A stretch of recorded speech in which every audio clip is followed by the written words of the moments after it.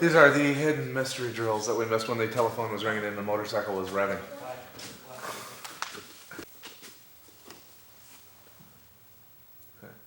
Now we're going to be working on getting angles on your opponent for striking. A lot of people have problems getting angles. One reason is they're taught when their opponent moves a certain direction, they mirror him. By mirroring your opponent, you do nothing to achieve your angles, and usually you're just allowing him to do as much damage to you as you are to him because we're standing directly in front of each other.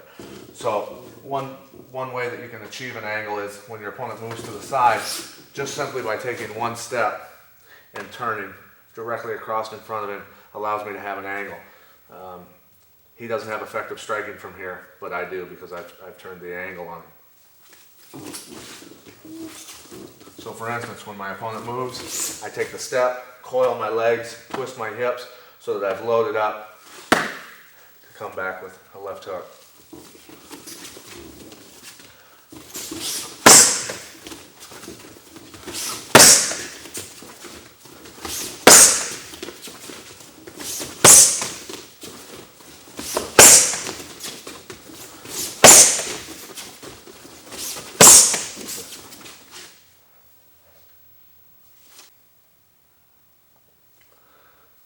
This technique of getting the angle by stepping here works great in the open, whether we're in the middle of the cage. Okay, what time is it? One sec.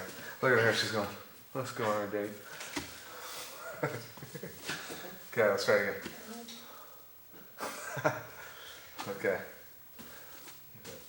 This particular way of achieving an angle does work well when you're in the middle of a room, middle of the cage, but it works best usually when your opponent's back is up against the ropes or the cage.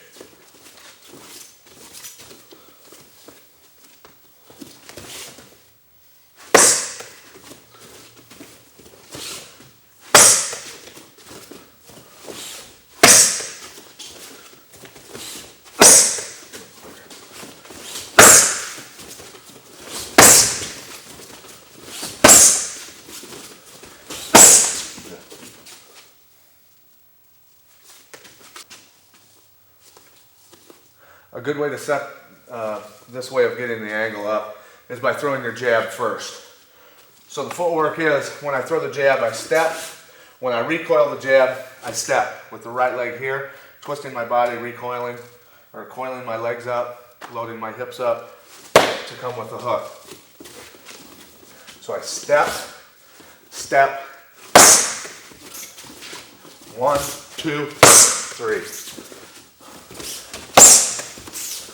Jab, twist.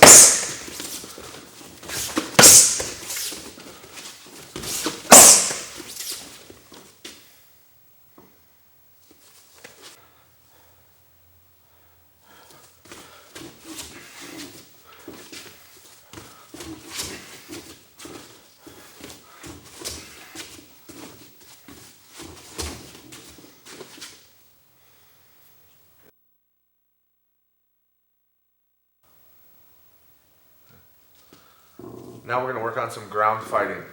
We're going to go through different techniques that will help you win fights, not only survive, but to win fights on the ground, because most fights in the octagon and in real life end up on the ground.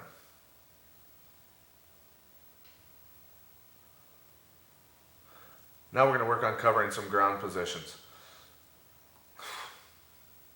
Good.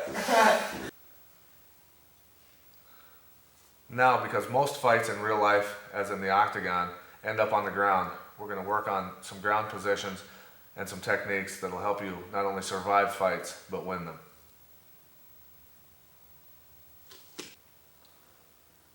When I'm in a guard of a man this freaking big,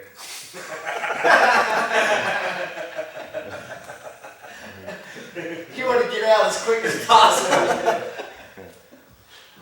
All right. Okay, now from the guard position, which is a decent position for me to be in if I know what I'm doing. But I always have to be cautious and look out for submissions because he has hip control on me.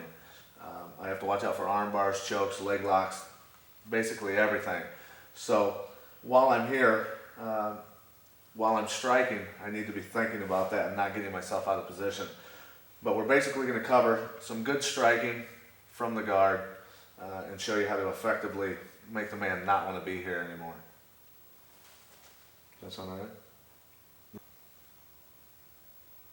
Okay, now we're going to start with the guard position. From here, most traditional ground fighters and Brazilian Jiu-Jitsu people, anyone who's well versed in ground fighting, if they're on their back, will try and attempt to at least achieve the guard position because they're able to apply submissions from here and protect themselves effectively. Is that all right? Okay, now we're going to work on some guard positioning. The guard position is basically when he's got his legs wrapped around me. Number one, to protect himself when he's on the bottom, and also he's able to apply submissions on my neck for chokeholds, arm bars, and leg locks.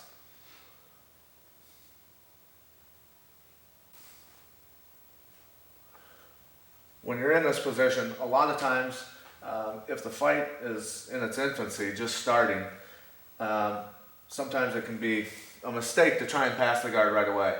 So I'm going to show you some striking from the guard to at least weaken your opponent and soften before you attempt to get past his legs.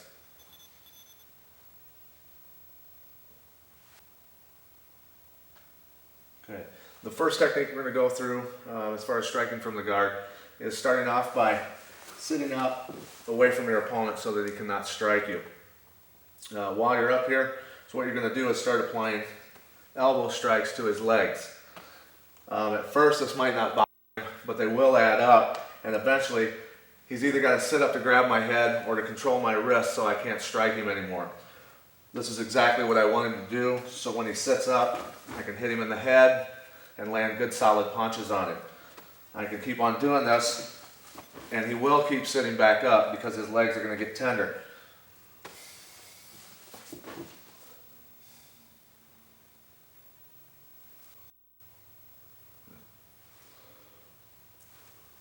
Now, after I strike for quite a while on the legs and on the head, over and over, eventually he's going to get tired of this. Usually what a fighter will do is try and scoot away and figure out a different way to create some distance by placing his shin bone across my midsection and either working for tips or at least to just defend himself a little better and keep me at a distance. This is when I can start working a little more effectively on guard passes.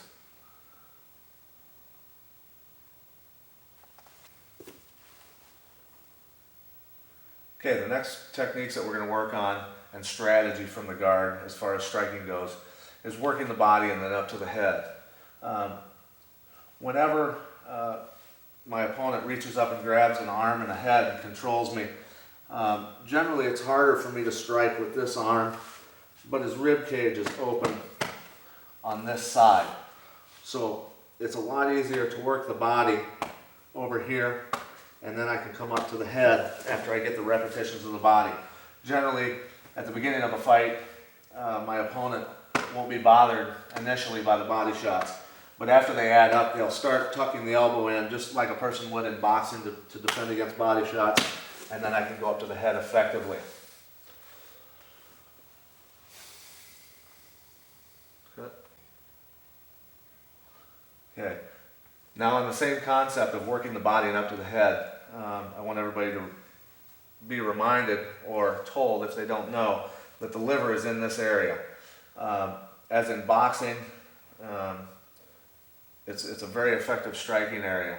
It hurts much more to take a left hook to this side of your body than a right hook to this side. If anybody's ever watched a boxing match and seen a boxer go down from a body shot, it's usually a left hook to the liver. And it's just as effective when you're on the ground. So when your opponent grabs with their right hand that leaves this side of their body open, you need to practice a lot getting power on your left hook and working the liver.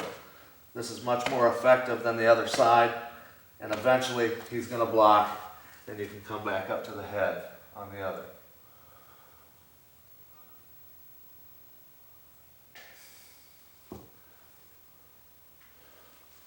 Now again, when we're working the body and up to the head, it's important to set a pattern or set a pattern in his head that he thinks he's starting to understand while you're working on him. Then he gets confused easier when you mix it up.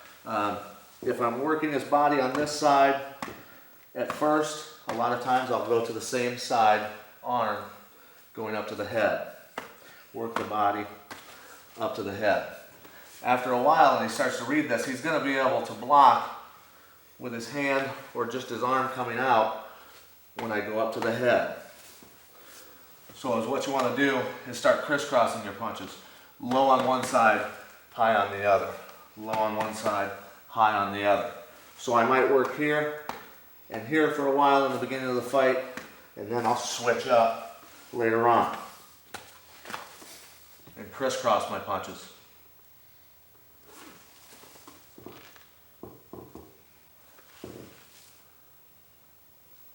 Okay, now what we're going to work on is when your opponent is controlling your wrists. A lot of times, especially with gloves on, it's hard to get your hands free, and it takes a lot of effort to get loose over and over to strike. So instead of expending the energy, is what you're going to do, instead of trying to punch or pull one hand back to punch with, is what you want to do is use both hands at the same time to confuse his brain. He has no idea that he's being confused. It just happens in a split second. So what I want to do is yank one hand back and at the same time shoot the other one forward. This, just the power of twisting my body this way, will enable this one to hit first and then follow with the power shot afterwards. And that'll get my combination going. So what I'm going to do is yank the hand back, and generally it's better to yank back your power hand and hit like you're hitting with a jab in boxing, and then follow with the power. So when you do it, it's here and here. Here and here.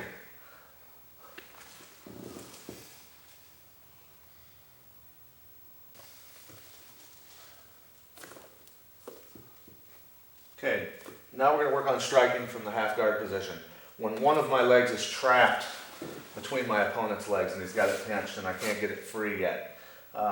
From here, there are some good basic striking techniques that you can use to enable yourself to either better your position, weaken the other fighter, and ultimately end the fight. First thing that you want to do here is make sure that your arm goes underneath the head. If my right leg is in between his legs, my left arm will go underneath his head. Keep my weight diagonally across his body and make myself as heavy as possible for him, driving into him chest to chest. From here, I want to distract him by punching to his head. If I punch to his head on this side, generally he's going to defend by putting his arm up. When he does that, it makes it easy for me to post my head on this side and not enable him to get his arm back down to defend his rib cage. So I'm here, punch to the head, make him defend, pop the arm past, and keep my head tight so he cannot get the arm past by my head. After that, his rib cage is fair game and wide open for body shots.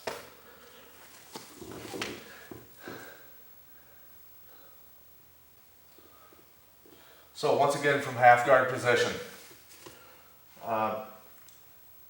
Again, to distract him and get him to put his arm up to defend his head, I can throw strikes here, pop the arm, post the head, and from here I can effectively strike to his body. It's important to stay relaxed here and take your time. I'm not using a lot of energy, and he's going to absorb a lot of punishment to this one area on his body if I just stay calm, keep my position, and just keep working.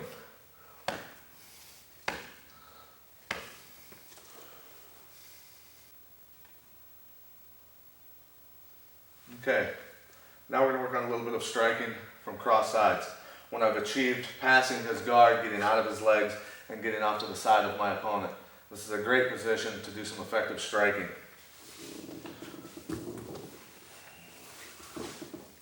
One position that I can take advantage of is when I sit out, keeping this arm tight, and striking here. A lot of times, if he can't get this arm free, he's going to put this arm up to protect his head. When he does that, just by simply distracting him here and getting him to put that arm up to protect, I'm going to rock my weight a little bit this way, not too far to get rolled, but enough to where I can get my arm straight so I don't have to push with my arm. I can just simply sag my weight to bring his arm down and trap it. From here, I don't let him get his arm past. Keep my hand and my head together. Keep his leg trapped here, figure for it, and now I have free rein on his head.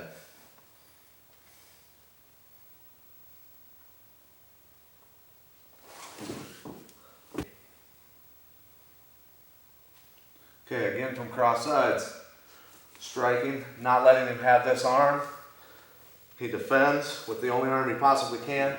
Take my weight this way, get my arm straight, use all my body weight to bring the arm down and trap it. And then open up here.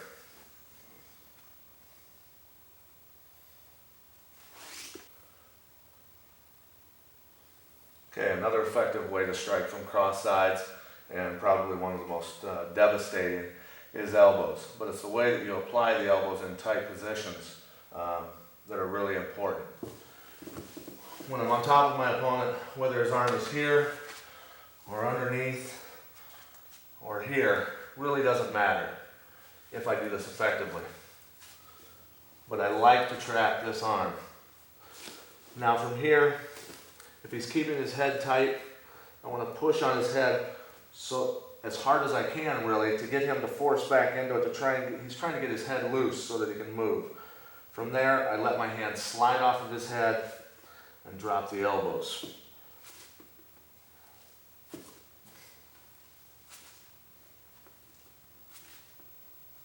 The most effective way to train for this, to hit hard, is with a heavy bag, laying on the ground. I should say that a little faster. I'll do that one more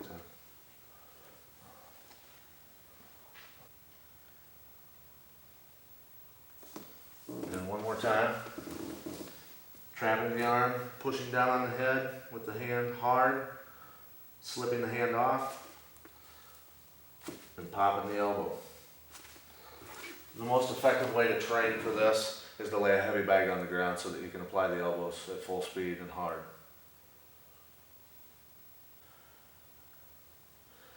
Now we're going to show you how to use your elbows and knees together on the ground to confuse your opponent and wear them out and just basically apply more damage to him. When I start out here using the elbows, a lot of times what he's going to have to do is control the back side of my arm so I can't use my elbows anymore. A lot of times he'll just grab right above the elbow and keep me from using that arm. Then what I want to do is just pull the leg back and start to hit with knees. When I do that, then he's going to go back to defending against my knees. I go right back to the elbows. He has to go back to defending the elbow, right back to the knees, and so on until you can either gain a better position or end the fight.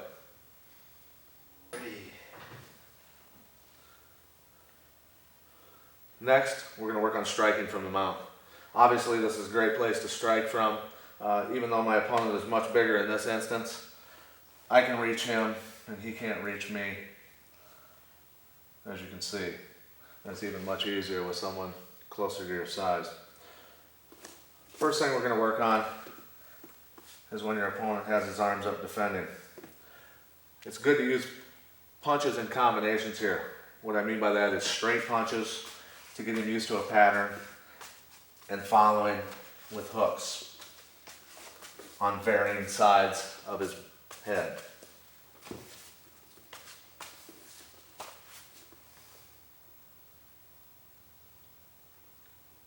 Do it. Yeah, you can talk about it, yeah. Just say. What I'm going to have you do is go here. Okay, again, the importance from punching from the mounted position is changing the direction of your punches, not just straight punching down, like a lot of people get in the habit of doing. I punch here, he defends down the middle. Start to hit him on the outside. He's blocking on the outside, straight down the middle. Back to the outside, straight down the middle. Oops. I went to the outside and then I was hitting you on the outside and I said straight down the middle. Retard. Let's try that again. Look at this. Oh, no.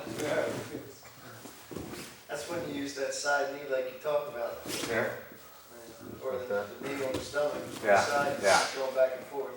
I call the bush legs that. Teeter totter.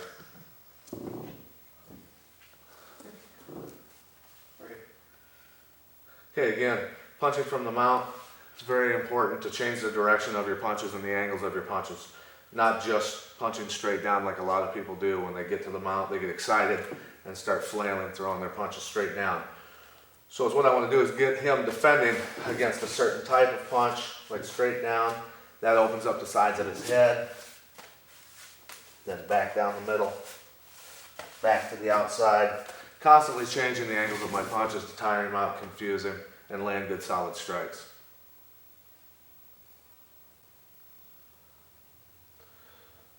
Now we're going to work on when your opponent turns on his side to try either an elbow escape or to get up from the mounted position. When the person turns on their side, instantly I want to make sure that the foot that's in front of his body goes close to the hip and my leg's tight. The knee that's on his backside goes up behind his head, and I sit down so I have a good wide base and good balance. When I turn to the side, instantly I'd like to pop this arm down so that I can get wrist control. From here, it's very easy to land good strikes to the head to get everything started.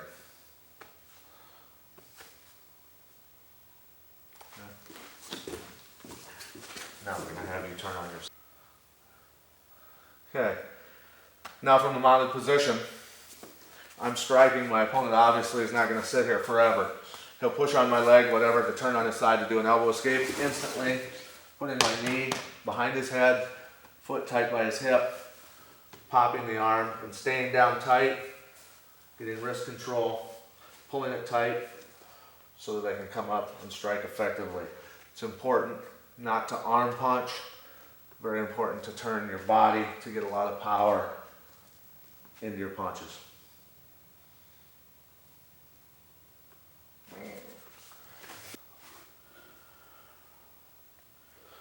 Now again, from the mounted position, when I'm throwing my strikes, my opponent gets a little restless and feels that he needs to move, turns on his side to get out, instantly putting my knee behind his head, foot down by his hip.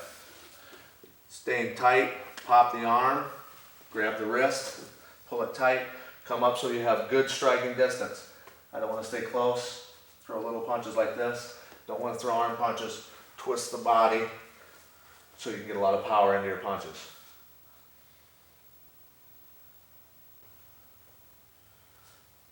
Now, once you've achieved this position and you're striking, make sure that you don't want to hit him in the hardest spots of his head and injure your hand. You want to go for the temple region, right behind the ear, the nose, the eyebrow, and the jaw if possible.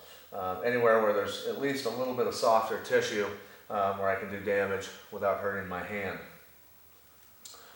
But from here, once I start to punch, it's only common sense what he's going to do with his hand. He's going to put it up and protect his head. From here, my hand in this fashion shoots straight to the ground between his face and his arm that's protecting his face. Once I get that there, I post all my weight on that hand and pivot to here, trapping his arm. From there, now he has no defense for his face, and I can unload.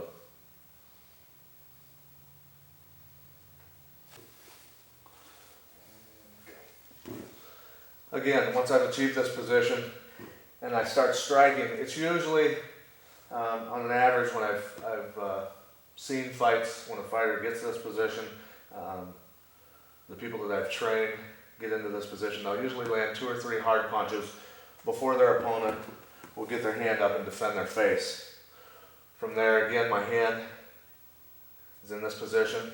Shoot the hand straight between his face and his arm, posting, so he can't get that arm back. Pivoting, so that this foot now is on the ground, trapping this arm here, not with your knee, but with your whole shin bone, so he has a lot more surface area to try and move his arm to get it out. And from there, and throw great strikes. Sorry about that. Hair gel. Again, once you've achieved this position, generally you'll get off 2 to 3 good strikes before he'll defend with his hand. It's the only thing he has left to defend with. It's only common sense that that's what he's going to use. From there, this hand shoots straight through to the ground and post, putting all my weight on it, switching from my left knee to my right knee in this particular position. This foot's on the ground, this leg using my whole shin bone trapping his arm, so he has a long ways to go this way and a long ways to go that way to get his arm out, and getting off as many solid hard punches as I can from here.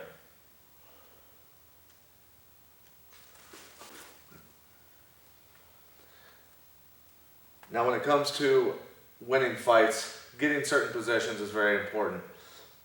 Obviously from the mount position, this is a great position to end a fight, but an even better one is achieving your opponent's back. From the mounted position, we're going to show you a way of getting your opponent's back. When he turns on his side to try and do an elbow escape, by spinning the knee up behind the head, planting the foot, keeping chest tight down to his back, popping the arm through. From here, I'm going to drop my chest lower so that I can push into him, push on his elbow at the same time, and drive him over.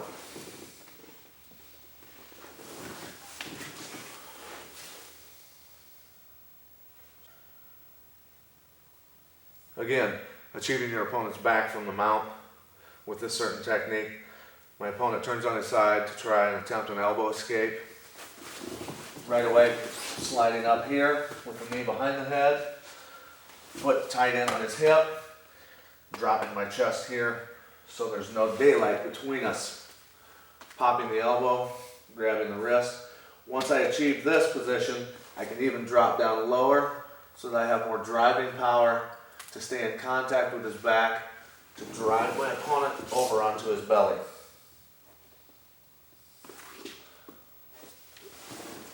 And when he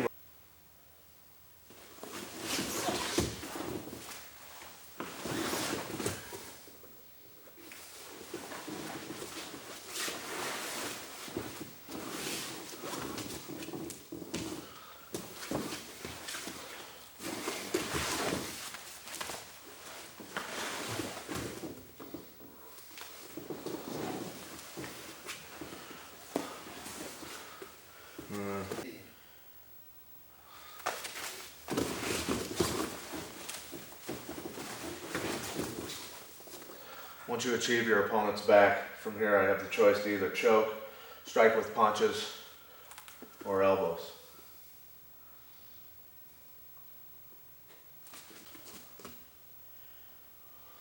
Next we're going to work on gaining your opponent's back from the clock position or the 69 position.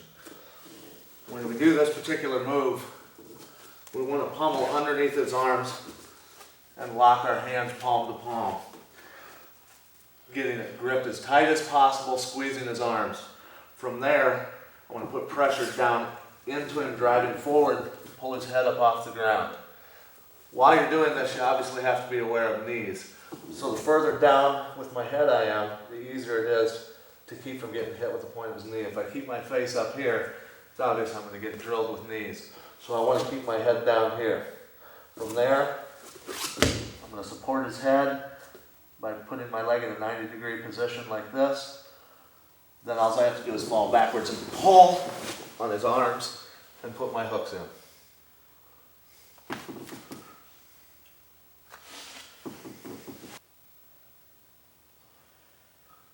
Okay, again, from the clock position, say for instance, my opponent has one arm here.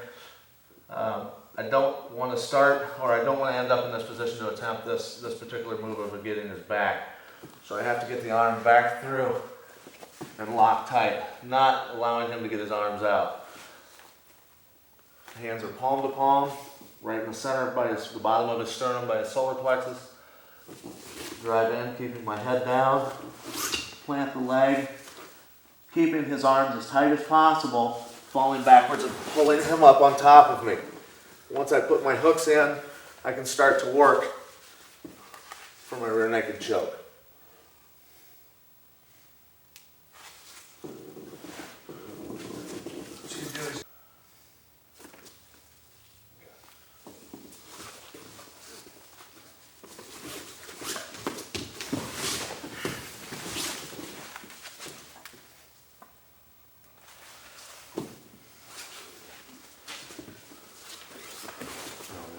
Yeah, you might want to scoot down that way though. Yeah, that'll actually look good if you're straight on like this. Want it down? Whatever you're ready.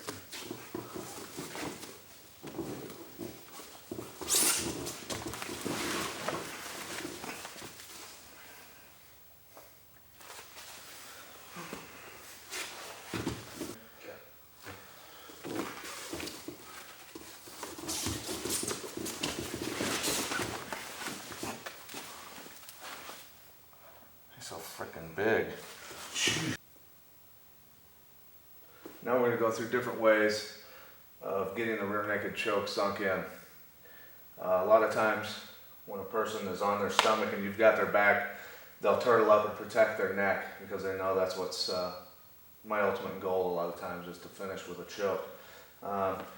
One way of doing this is just simply crushing the trap muscle. If I crush his trap muscle, the only way he can flex his trap muscle is to lift his head up and flex, okay? That's going to open up his neck. So a way of doing that is finding a certain point on his trap and digging your elbow in to make him lift it up to flex it, okay? So I'm going to start digging, and then the other arm's ready to slide in for the choke. Obviously after that, hand goes up here, get the hand in behind the head and finish. Does that make you want to lift your head up? Sir, yes, sir. Huh? Sir, yes, sir. Serious? Is that what he said? Sir, yes, sir. Oh. Call me Pat, please. Always remember that when you're digging your elbow into his trap, you need to obviously have this hand ready to slide in. So what I like to do is post next to his neck with that hand and start digging. Once he pops it up, makes it easy to slide it in and finish.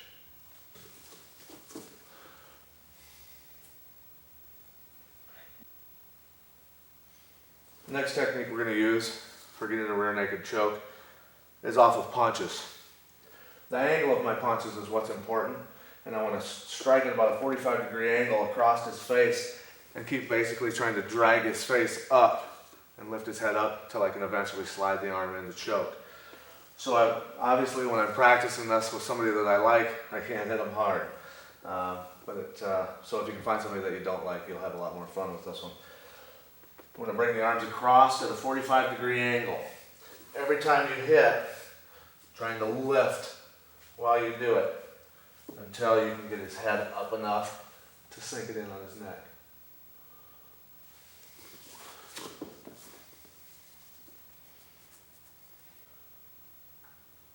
When you achieve your opponent's back with wrist control, it's a great opportunity to slide the choke in, and I'll show you how to do that. Remember, with the chest against his back, pushing here, taking your opponent over. From here, I'm going to strike. He's going to want to get this arm loose. As he pulls, I just prepare this arm to follow his arm. So his arm is the engine, my arm's the caboose. He pulls my arm right into position, finish the choke.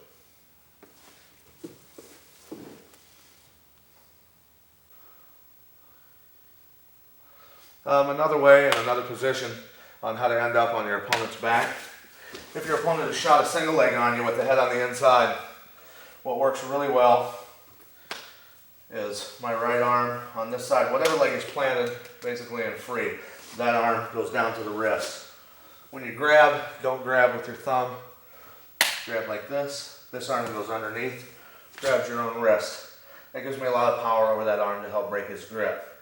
I'm going to pop my leg out and drop my hip into him, break his grip, and sit and keep my weight all the way down on his shoulder to keep him down, lifting hard on this arm. After that, this leg, the one that he had, will shoot underneath, and this arm blocks behind his arm so that he can't reach back to grab my leg. From here, it's easy to get your opponent's back. Definitely good.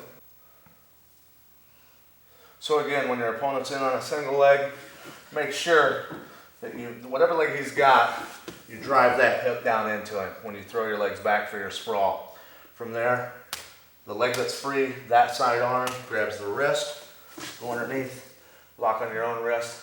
I'm going to rip up, at the same time shoot my leg out and drop my hip and power into it to bust his grip and sit, keeping all my weight straight down on him. From there, throwing my leg underneath and blocking with my arm. So it's this movement. From there, I can work back to his back.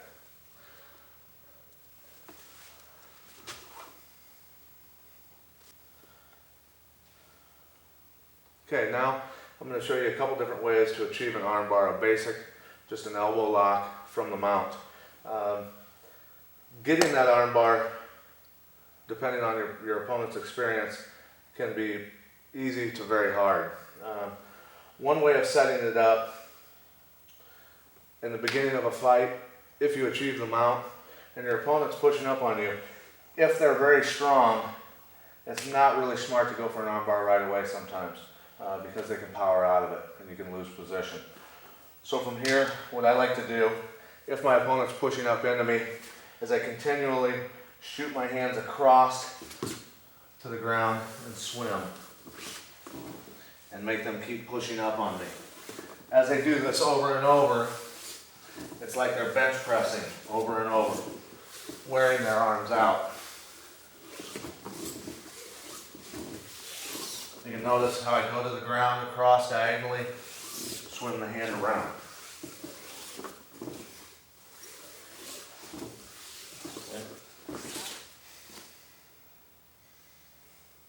And then we're going to go to how to set it.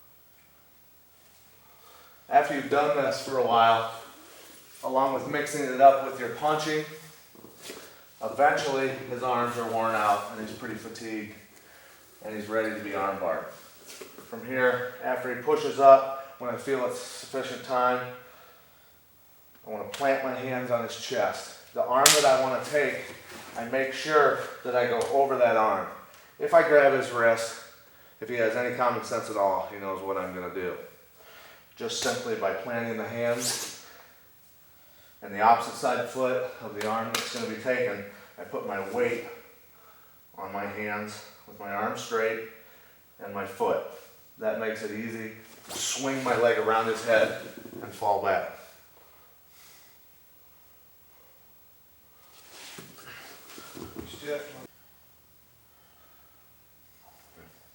Again, from this different angle, with my opponent pushing up into me, even experienced fighters, when they're getting punched in the head, will reach up and push a lot of times. So from here, remember, diagonally across and paint the floor.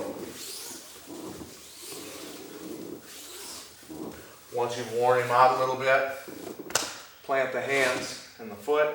Remember, your weight transfers to just those two supporting points so that you can swing your leg around. If you don't, you end up doing this.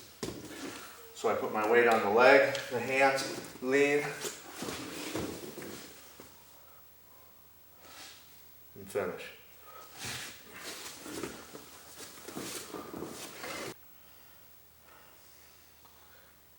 Again now, when your opponent's pushing up into you, generally either just trying to get you off or trying to save themselves from punches, you're going to start swimming, shooting the arm across, turning your whole body into it,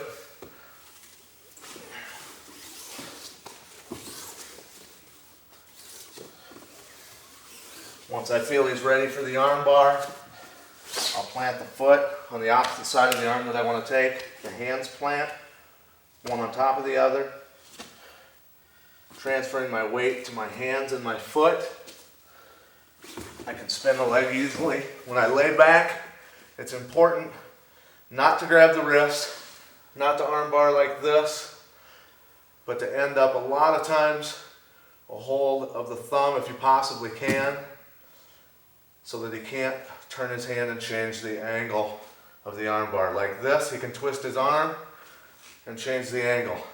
Like this, like I'm shaking his hand. What's up, brother? He can't change the angle. Pressure directly against the pinky, towards the pinky. Pinch the legs together, that helps so that he can't change the angle also. With my hips in close underneath his shoulder, pressure down on the head so he can't come up.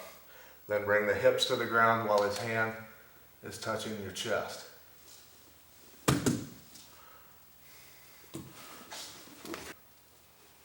Once you've laid back with the arm, there's some important details to finish the move. Some people go here, which you can finish the arm bar from there, but it's not quite as effective. Some people will grab the wrist, tug on it. It works, but it's not quite as effective. The best way to go about it is grabbing like you're shaking his hand with both hands. That way he cannot change the angle of his arm to try and prevent the arm bar. So you want his thumb pointed straight up, taking the pressure straight down to your chest, pinching your knees together as tight as you can. The leg that's on the head, it's very important that you keep pressure down on his head so he can't sit up to try and get out. From here, keep the hand on your chest, all your power's in your hips, bring your hips up.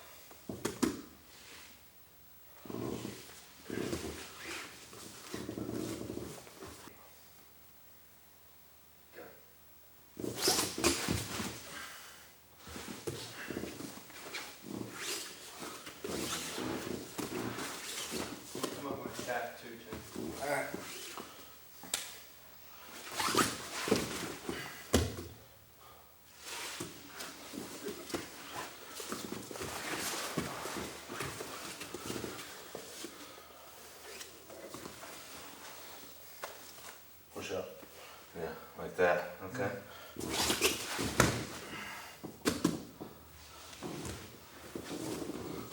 Alright. Nah, I'll just pick it. I don't want to slam it. You want pieces? All right, No, all not right. like that, no. Oh God! How much do you weigh? Nah, don't do it. Yeah, he's big. Lay over me a little bit more. Yeah.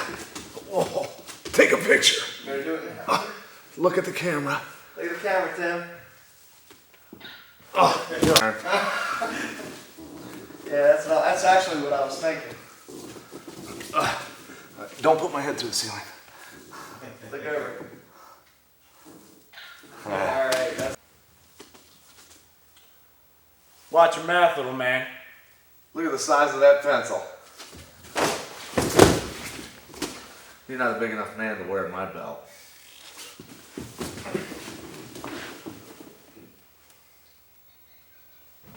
that is gonna be so awesome. Watch your mouth, little man. My God, look at the size of that pencil. You're not a big enough man to wear my belt.